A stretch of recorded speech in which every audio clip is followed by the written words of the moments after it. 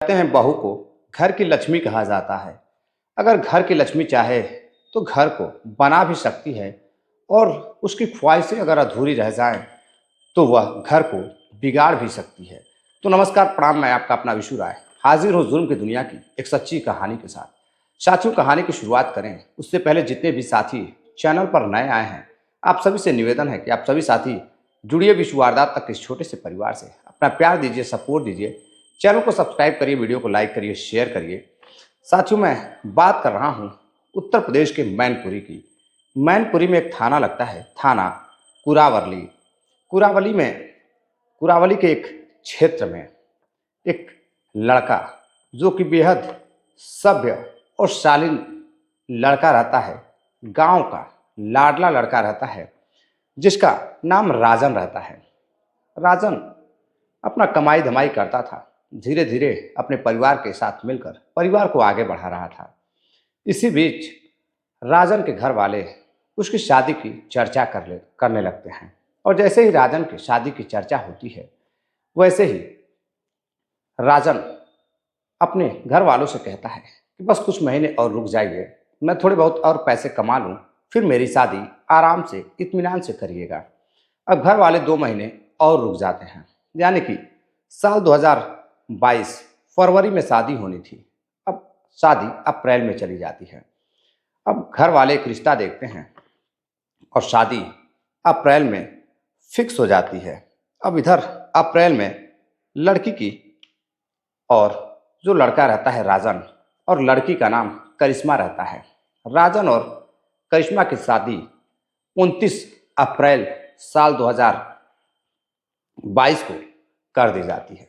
इधर राजन अपनी पत्नी के साथ बेहद खुश था, सब कुछ अच्छा चल रहा था। दोनों ही पति पत्नी के बीच काफ़ी सामंजस्य था। घर की बहू यानी कि घर की लक्ष्मी करिश्मा अच्छे से घर परिवार को चला रही थी। सास भी खुश थी, ससुर भी खुश थे, और उनके रिश्तेदार भी सब खुश थे। धीरे धीरे शादी को 2 महीने हो जाते हैं। राजन अपनी पत्नी को बेपनाह प्यार करने लगता है, बेपनाह चाहत में डूब जाता है। जो ही करिश्मा कहती थी, राजन उसकी ख्वाहिशों को पूरा करता था। लेकिन एक दिन राजन जब अपने परिवार के साथ कहीं बाहर जाता है और जब घर पहुंचता है शाम को, तो देखता है कि उसकी पत्नी घर में नहीं है। अब आसपास ढूंढता है, कहीं उसकी पत्नी दिखाई नहीं दे रही थी। जब वह पत्नी के फ़ोन पर फ़ोन करता है तो उसका नंबर बंद आने लगता है। अब वह परेशान हो जाता है, परेशान होकर अपने पड़ोस के पड़ोसियों से पूछताछ करता है, आसपास के लोगों से पूछताछ करता है कि क्या उसकी पत्नी करिश्मा को किसी ने देखा है, क्या घर पे कोई आया था। पड़ोसी कहते हैं घर पे तो कोई नहीं आया था, सुबह से तो हम लोग इधर ही हैं, लेकिन करिश्मा भी कहीं दिखाई नहीं दे रही थी सुबह से ही। अब पता नहीं वो कहाँ चली गई। अब आसपास के लोगों को भी पता चलता है कि गांव की बहू घर से लापता है, सुबह से उसका कुछ पता नहीं है। इधर 10 बजे राजन अपने परिवार को, माता पिता को लेकर बाजार गया हुआ था, और जब शाम को 4 बजे लौटता है तो उसकी पत्नी घर से गायब है। अब बेहद परेशान होकर राजन रिश्तेदारियों में फ़ोन करता है, अपने ससुराल फ़ोन करता है और पूछताछ करता है। ससुराल वाले कहते हैं कि देखो, यहाँ तो कुछ पता नहीं है, आसपास देखो कहीं किसी के घर तो नहीं गई है। अब यहाँ वो अगर आती तो हमें पता ज़रूर चलता। अब राजन हैरान रह जाता है कि उसकी पत्नी आखिर अपने माँ बाप के घर नहीं गई तो गई कहाँ गई। अब साथियों, इधर राजन बेहद परेशान हो जाता है।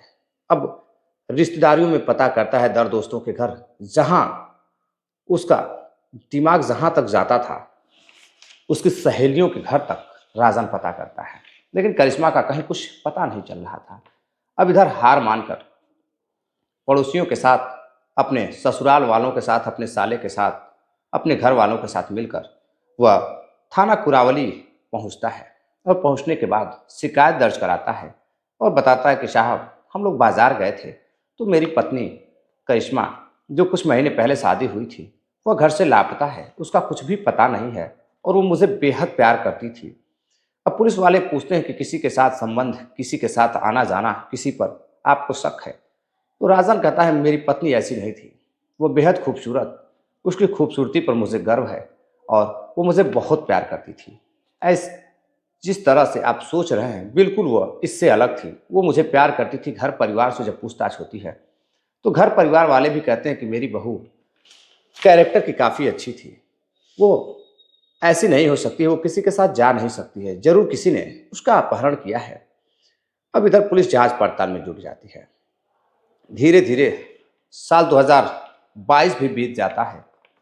इधर घर वाले अब हार मानकर बैठ जाते हैं। लड़की करिश्मा के माँ बाप भी, यानी कि राजन के ससुराल वाले भी लड़की को अपने खोज कर थक कर बैठ जाते हैं और यह मान लेते हैं कि उनकी बेटी कहीं लापता हो गई है और शायद वो इस दुनिया में अब नहीं रही, अब वो घर कभी नहीं आएगी। इधर राजन अपने परिवार के साथ अपनी पत्नी की खोजबीन कर वो भी थक जाता है। परिवार वाले यह मान लेते हैं कि अब उसकी बहू कभी लौट कर नहीं आएगी, लेकिन राजन को विश्वास था कि उसकी पत्नी जो उसे बेहद प्यार करती है वो एक दिन लौट कर जरूर आएगी। साथियों, राजन उसके प्यार में दिन भर रोता था और उसके बाद जब याद आती थी तो कहीं ना कहीं किसी कुएं में जाकर, किसी तालाब में जाकर, किसी बागीचे में जाकर हर रोज हर गांव के आसपास लोगों को फोटो लेकर दिखाता था, लेकिन कहीं कुछ उसका पता नहीं चल रहा था। आए दिन अब धीरे धीरे साल 2022 भी बीत जाता है, साल 2023 भी बीत जाता है। वह अपनी पत्नी को याद कर थाने के चक्कर लगाता था। इसलिए चक्कर लगाता था कि उसे विश्वास था कि उसकी पत्नी एक ना एक दिन उसके पास लौट कर जरूर आएगी। अब घर वाले कहते हैं कि एक काम करो बेटा, 2 साल हो गए, अब तुम दूसरी शादी कर लो। लेकिन राजन दूसरी शादी को तैयार नहीं था। वो अपने घर वालों से कहता है, अपनी माँ से कहता है कि माँ, मेरी पत्नी मुझे बहुत प्यार करती है, एक दिन ये लौट कर घर जरूर आएगी। अब घर वाले सर पर हाथ रखकर बैठ जाते हैं कि बेटा मानने को तैयार नहीं है। उम्र बढ़ती जा रही है, अब राजन का क्या होगा। परिवार वाले समझाते हैं, रिश्तेदार समझाते हैं, उसके ससुराल से भी लोग आते हैं और कहते हैं कि बेटी का जब कुछ पता नहीं है तो एक काम करिए कि आप शादी कर लीजिए। लेकिन दामाद राजन मानने को तैयार नहीं होता है। वह करिश्मा के प्यार में उसकी फोटो को देख देख कर जिंदगी गुजार रहा था और पुलिस थाने के चक्कर लगा रहा था और पुलिस वालों से हमेशा यही सवाल करता कि साहब मेरी बीवी का कुछ पता चला, लेकिन कहीं कुछ पता नहीं चल रहा था। अब इसी बीच पुलिस उसके करिश्मा के मायके वालों का नंबर भी कॉल ट्रेस पर लगाई हुई थी और इधर घर वालों का नंबर भी ट्रेस कर रही थी कि शायद कहीं कोई क्लू मिल जाए, कहीं उसकी हत्या तो नहीं कर दी गई है, लेकिन कहीं से कुछ पता नहीं चल रहा था। साथियों, धीरे धीरे समय बीतता गया। अब इधर साल 2024 आ जाता है। फिर भी राजन को आस थी कि उसकी पत्नी जरूर आएगी। साल 2024 नवंबर का महीना है, यानी कि पिछले बुधवार को, यानी कि 13 तारीख को रात करीब 10 बजे राजन के ससुराल यानी कि करिश्मा के घर उसकी मां पर एक फ़ोन आता है और जैसे ही वो फ़ोन आता है पुलिस वाले उसे ट्रेस कर लेते हैं और वो पता चलता है कि वह फ़ोन नोएडा से उसकी बेटी ने कई सालों के बाद, यानी कि 2 से ढाई साल बाद अपनी मां को फ़ोन किया और मां से बातचीत की। अब इधर फौरन ही उसकी मां अपनी बेटी को बुलाने की बातचीत कर रही थी, लेकिन उसकी बेटी फ़ोन को काट देती है और इधर पुलिस अब उसके राजन के ससुराल पहुंचती है और पहुंचने के बाद उनके मां से पूछताछ करती है, यानी कि उसके राजन के सास से पूछताछ करती है। सास बताती है कि मेरी बेटी ने ये तो नहीं बताया कि वो कहाँ से बोल रही है, लेकिन वो ठीक ठाक है और ज़िंदा है। अब इधर पुलिस लोकेशन ट्रेस करती है और ट्रेस कर पहुंचती है नोएडा। नोएडा के एक फ्लैट में करिश्मा जिंदा थी। करिश्मा को पुलिस ट्रेस करके करिश्मा को लेकर अब आती है थाना कूरा वर्ली। थाना कूरा वर्ली लाने के बाद अब वहाँ से पुलिस उसके पति राजन को फ़ोन करती है। राजन से कहती है कि तुम्हारी पत्नी सही सलामत और ज़िंदा है, तुम जल्दी से फ़ौरन ही थाने पहुँचो। और जैसे ही साथियों राजन अपने घर वालों के साथ थाने पहुँचता है, वो अपनी पत्नी को देखकर हैरान रह जाता है। उसकी पत्नी के हाथ में एक छोटा सा नन्हा सा प्यारा सा बच्चा और वह खुद 3 से 4 महीने की प्रेग्नेंट भी रहती है।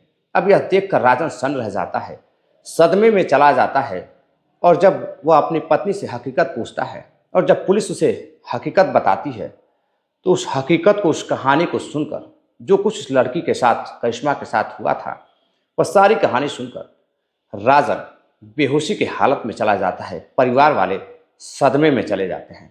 दरअसल साथियों, शादी के 2 महीने पहले, 2 महीने बाद जब वो गायब होती है, उसके ठीक शादी से 1 साल पहले एक कहानी शुरू होती है। अपने कॉलेज के दिनों में करिश्मा एक लड़के आशीष से बेहद प्यार करती थी। उसी के साथ जीने मरने की कस्में खाती थी। आशीष भी उसके साथ जीने मरने की कस्में खाता था। दोनों एक दूसरे के साथ कई बार शारीरिक संबंधों में रहे। अब दोनों शादी करना चाहते थे। अब इसी बीच घर वाले लड़की करिश्मा की शादी राजन के साथ फिक्स कर देते हैं। अब इधर जब शादी फिक्स हो जाती है तो आशीष अपनी प्रेमिका से बात करता है और करिश्मा से कहता है कि चलो भाग चलते हैं।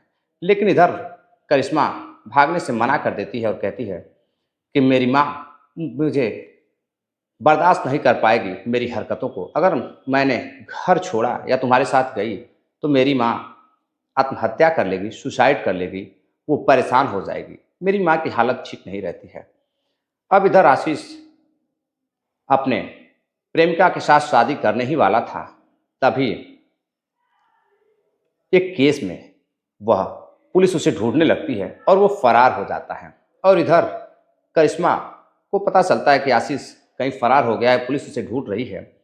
अब इधर करिश्मा परेशान हो जाती है और राजन के साथ शादी करने को तैयार हो जाती है। राजन से शादी कर लेती है। साथियों, राजन से शादी तो कर लेती है, सब कुछ अच्छा चल रहा था। लेकिन इधर 1 महीने बाद ठीक शादी के आशीष फोन करता है करिश्मा को और करिश्मा को सारी हकीकत बताता है और बातचीत करने लगता है। इधर करिश्मा उसे बताती है कि उसकी तो शादी हो गई है, तुम्हारा इंतजार करते करते मैं थक गई और मैं शादी के लिए तैयार हो गई। आशीष कहता है कि देखो, मैं तुमसे बेहद प्यार करता हूँ और आज भी प्यार करता हूँ। तुमने मुझसे वादा किया था, मेरे साथ जीने मरने की कस्में खाई थी और तुम वादा भूल गई। तुम तो बेवफा निकली, धोखेबाज निकली। अब इधर साथियों, करिश्मा को लगता है कि शायद उसने राजन से शादी करके बहुत बड़ी गलती कर दी। अब वक्त की बात है, अब वह तैयार हो जाती है। 2 महीने बाद उसे अपने प्रेमी आशीष की पुरानी बातें याद आने लगती हैं। उसकी फ़ोटोज़ वीडियोज आशीष उसके फ़ोन पर भेजने लगता है। अब वो परेशान होकर एक दिन जब मौका मिलता है तो अपने प्रेमी को फ़ोन करती है और कहती है कि आज मेरे घर वाले बाहर गए हुए हैं, अगर तुम आ सकते हो तो मेरे गांव के पास तक आ जाओ। मैं पैदल ही कुछ दूर आऊँगी तो तुम मुझे लेकर अपने साथ चलो, मैं तुम्हारे साथ जीना चाहती हूँ। अब इधर घर वाले राजन और उसके सास ससुर बाहर जाते हैं और इधर लड़की घर से, करिश्मा अपने ससुराल से अपने प्रेमी आशीष के साथ फरार हो जाती है। फरार होने के बाद उसे लेकर वो नोएडा जाता है। नोएडा जाने के बाद एक फ्लैट में रह रहा था। उसी फ्लैट में उसका एक साथी भी रहता था जिसका नाम नवीन रहता है। नवीन भी अक्सर कर उसके साथ आता जाता था।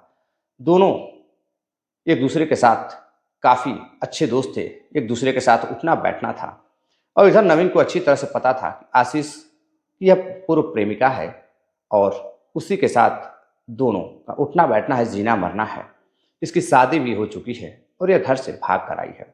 नवीन भी सपोर्ट करता है, मदद करता है और आशीष और करिश्मा एक दूसरे के साथ थे। इधर राजन अपनी पत्नी को याद कर रोता था, फोटोज लेकर इधर उधर घूमता था। साथियों, धीरे धीरे समय बीतता गया। पुलिस को तलाश थी आशीष की। आशीष एक चोरी के केस में जेल चला जाता है। पुलिस उसे गिरफ्तार कर लेती है। आशीष को जब पुलिस गिरफ्तार कर लेती है, आशीष चोरी के केस में जेल में चला जाता है। जब जेल में चला जाता है तो इतनी आसानी से वो छूट नहीं पाता है। उसे छुड़ाने वाला कोई दिख नहीं रहा था। इधर नवीन भी तमाम कोशिशें करता है लेकिन विफल हो जाता है। अब इधर नवीन कई महीनों तक करिश्मा के साथ उसका उठना बैठना था, घर पर आना जाना, सामान वगैरह पहुंचाता था, सहायता करता था। अब देखते देखते दोनों की नज़दीकियां बढ़ने लगती है, नवीन और करिश्मा की। साथियों, जब दोनों की नज़दीकियां बढ़ती हैं तो दोनों एक दूसरे को दिल दे बैठते हैं और दोनों एक दूसरे के साथ बेइंतहा प्यार करने लगते हैं। अब प्यार की हद इस कदर बढ़ती है कि 3 से 4 महीने हो जाते हैं जब आशीष की कुछ खबर नहीं मिलती है कि वो कब छूट कर आएगा। और इधर जब वो छूट कर नहीं आता है तो करिश्मा नवीन से कहती है कि उसे बहुत प्यार करती है, उसके साथ शादी करना चाहती है, क्योंकि वो घर से, अपने ससुराल से फरार होकर आई है, घर से भाग कर आई है, तो वो घर नहीं जा सकती है। और इधर वो अपने पति को भूल जाती है, अपने प्रेमी को भी भूल जाती है और अपने प्रेमी आशीष के दोस्त नवीन से शादी कर लेती है। शादी करने के बाद अब नोएडा के अलग सेक्टर में, अलग कॉलोनी में, अलग फ्लैट में दोनों शिफ्ट हो जाते हैं। अब इधर मात्र 3 से 4 महीने के अंदर ही दूसरी शादी जो आशीष के साथ करनी थी वह नवीन के साथ कर लेती है। 4 से 5 महीने के अंदर साथियों वह नवीन के साथ शादी कर शिफ्ट हो जाती है। अब धीरे धीरे समय बीतता गया, इसी बीच वो प्रेग्नेंट हो जाती है। प्रेग्नेंट होने के बाद एक बच्चे को जन्म देती है। अब सब कुछ धीरे धीरे सही चल रहा था और इधर अपनी पत्नी के आने का इंतजार राजन कर रहा था। प्रेग्नेंट हो जाती है, फिर कुछ दिनों के बाद साल 2024 जब आता है तो फिर वह नवीन के बच्चे की माँ बनने वाली होती है। उधर आशीष को सब कुछ पता चलता है। जेल से छूट कर आने के बाद जब सारी हकीकत नवीन उसे बताता है तो आशीष कहता है चलो ठीक है। आशीष अपनी प्रेमिका को भूलने की कोशिश करने लगता है, दूरी बनाने लगता है और नवीन अब उसके साथ ज़िंदगी गुजारने लगता है। अब इसी बीच एक दिन उसको अपनी माँ की याद आने लगती है, यानी कि 13 नवंबर की वो रात जिस दिन करिश्मा को अपने घर वालों की अपनी माँ की याद आने लगती है। जब माँ की याद आती है तो वह माँ को फ़ोन करती है। करीब 2-2.5 साल बाद अपनी माँ को फ़ोन करती है और जब माँ फ़ोन रिसीव करती है तो करिश्मा कहती है, माँ मैं करिश्मा बोल रही हूँ। और जैसे ही साथियों उसकी माँ आवाज़ सुनती है, कहती है, बेटा तुम कहाँ हो, आज तक फ़ोन क्यों नहीं किया, तुम जिंदा हो, यह बहुत बड़ी बात है, मुझे यकीन नहीं हो रहा है कि तुम मेरी बेटी करिश्मा बोल रही हो। करिश्मा कहती है, माँ मैंने शादी कर ली है, मेरा एक बेटा भी है। अब माँ कुछ पूछने ही वाली थी कि तुम कहाँ हो, कैसे हो, तभी वह फ़ोन कट कर देती है। अब इतना था कि करिश्मा पर फ़ोन लगातार उसकी माँ कर रही थी, लेकिन वह वो फ़ोन नहीं रिसीव करती है। तभी पुलिस को लोकेशन भी मिल जाती है और जब पुलिस लोकेशन ट्रेस करती है तो करिश्मा के घर पहुंचती है। करिश्मा के घर नोएडा पहुंचती है तो पता चलता है कि उसका पति कहीं बाहर गया हुआ है। करिश्मा पुलिस को सारी हकीकत बयां करती है, बताती है और पुलिस उसे गिरफ्तार कर वहां से लेकर थाने आती है। और साथियों जब थाने पुलिस जाती है, पूछताछ करती है तो बताती है कि वह कई महीनों की प्रेग्नेंट है और इधर उसका एक हाथ में छोटा सा बेटा भी रहता है। और जब राजन को बुलाया जाता है तो राजन जैसे ही सुनता है कि उसकी पत्नी को पुलिस ने ढूंढ निकाला है, वो मुस्कुराता हुआ, हंसता हुआ, भगवान का शुक्रिया अदा करता हुआ साथियों जब थाने में पहुंचता है और जब अपनी पत्नी को देखता है तो बेहद खुश होता है। लेकिन पत्नी के साथ जब वो एक बेटे को देखता है तो सोच में पड़ जाता है और जैसे ही वह अपनी पत्नी से पूछता है कि यह लड़का किसका है तो वह बताती है कि यह बेटा मेरा है। और फिर जब पेट को देखने के बाद राजन कहता है कि ये पेट में तुम्हारे क्या है, तो वो बताती है कि यह मेरे पति का बच्चा है, होने वाला बच्चा है। अब यह सुनकर राजन के पैरों तले साथियों जमीन खिसक जाती है, वह वहीं सदमे में चला जाता है। परिवार वाले सर पर हाथ रख लेते हैं। अब इधर लड़की को मेडिकल टेस्ट के लिए पुलिस भेजती है और भेजने के बाद न्यायालय में भेजती है और न्यायालय फैसला देती है कि अगर पति चाहे तो रख सकता है और नहीं तो उसकी पत्नी अब अपने पति के साथ, जिसके साथ उसने शादी की है, उसके साथ अगर रहना चाहे तो रह सकती है। इधर राजन जो 2 महीने से 2.5 साल से अपनी पत्नी के आने का इंतजार कर रहा था, वो अपनी पत्नी को अपनाने से मना कर देता है और वो कहता है कि ठीक है, तुम जिससे शादी की हो नवीन के साथ, उसके साथ तुम अपनी ज़िंदगी को गुजारो, मुझे कोई एतराज़ नहीं है, तुम जिंदा हो यही मेरे लिए काफ़ी है। अब एक पति हंसते खेलते खुश होकर के अपनी ही पत्नी को विदा करता है और नवीन आता है और अपने पत्नी को लेकर फिर से नोएडा चला जाता है। तो साथियों ये थी आज की पूरी कहानी और आज की कहानी में कोई कत्ल वत्ल नहीं होता है। तो साथियों इस कहानी पर आप क्या राय देंगे कमेंट कर ज़रूर बताइएगा। कहानी कैसी लगी कमेंट ज़रूर करिएगा। पति राजन ने सही किया या फिर गलत किया, यह भी आप कमेंट कर ज़रूर बताइएगा। चलते चलते कुछ साथियों ने कमेंट किया है जिनका नाम है प्रदीप सूद हैं, सुनील चौधरी जी हैं सेंट्रल जेल बीकानेर से, प्रिंस सिंह है कोलकाता से हमारी कहानी को देखते हैं, लोकेश वंशीवाल हैं, आरसी पटेल जी हैं सऊदी अरबिया से हमारी कहानी को सुनते हैं। आरसी पटेल जी, आप दूसरे देश में पैसे कमा रहे हैं सऊदी अरबिया में और अपने देश की कहानी को सुनते हैं, अपने देश से आपको इतना प्यार है, लगाव है, इसके लिए आपका बहुत बहुत धन्यवाद। और आप डेली हमारी कहानी को सुनते हैं, कमेंट करते हैं, तहे दिल से आप सभी का धन्यवाद। जय प्रकाश हैं, यूपी हमीरपुर के रहने वाले हैं। भानु पटेल हैं, मुंबई से हमारी कहानी को सुनते हैं। तो आप भी कमेंट करिए, आपका भी नाम लिया जाएगा। आपका कमेंट जब आता है तो पढ़कर काफ़ी खुशी होती है, अंदर से मोटिवेशन आता है और हमें कहानी बनाने में काफ़ी मदद मिलती है। तो साथियों, वीडियो को लाइक करिए, शेयर करिए, अपना प्यार दीजिए। नमस्कार।